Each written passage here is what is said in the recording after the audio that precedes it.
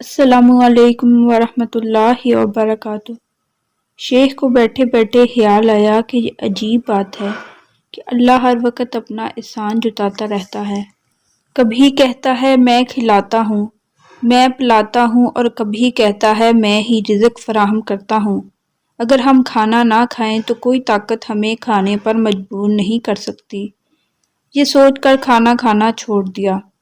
جب بیوی بچوں نے زیادہ پریشان کیا تو گھر چھوڑ کر ایک پرانے قبرستان میں وہ جا پہنچے۔ شام ہوئی تو ایک صاحب اپنی منت پوری کرنے کے لیے قبرستان میں موجود ایک مزار پر حاضر ہوئے۔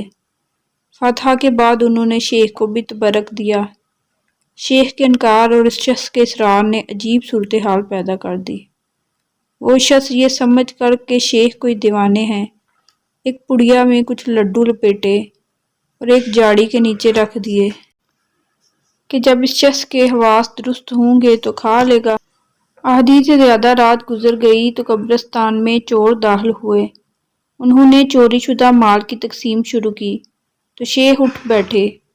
چوروں کے کان کھڑے ہوئے اور آپس میں یہ طے پایا کہ یہ شخص کوئی منجر ہے۔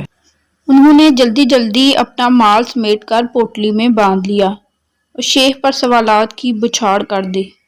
شیخ کوئی معقول جواب نہ دے سکے۔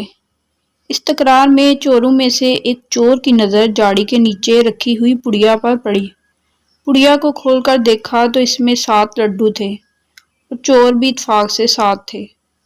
چوروں کا سردار بولا کہ یہ شخص بھی کوئی چور ہے اور بہت چالاک چور ہے۔ اس نے لڈوؤں میں زہر ملا دیا ہے تاکہ ہم سب کھا کر مر جائیں اور یہ ہمارے مال پر قبضہ کر لے۔ سردار نے کہا یہ سارے لڈو اسے کھلا دیے جائیں تاکہ اس کی سازش خود اس کو ہلاک کر دے۔ 2 آدمیوں نے دونوں پیر پکڑے، 2 آدمیوں نے دونوں ہاتھ پکڑے، ایک آدمی نے سر پکڑا، ایک آدمی سینے پر بیٹھ گیا اور ایک آدمی نے ان کا منہ کھول کر اس میں 2 لڈو ڈال دیے۔ جب شیخ نے اس حال میں بھی لڈو کھانا نہ چاہا تو اس شخص نے زور زور سے تھپڑ رسید کیے اور انگلی کے ذریعے لڈو حلق میں اتار دیا۔ اس جبر و تشدد کے دوران 7 لڈو شیخ کے پیٹ میں پہنچ گئے۔ یہ کارنامہ انجام دینے کے بعد 7 چور سر پر پیر رکھ کر بھاگ گئے۔ شیخ اٹھے اور بہت حسرت و یاس کے ساتھ انہوں نے جب آسمان کی طرف نظر اٹھائی تو آواز آئی، اے مغرور بندے، گھر چلا جا ورنہ روزانہ ہم اسی طرح کھلائیں گے۔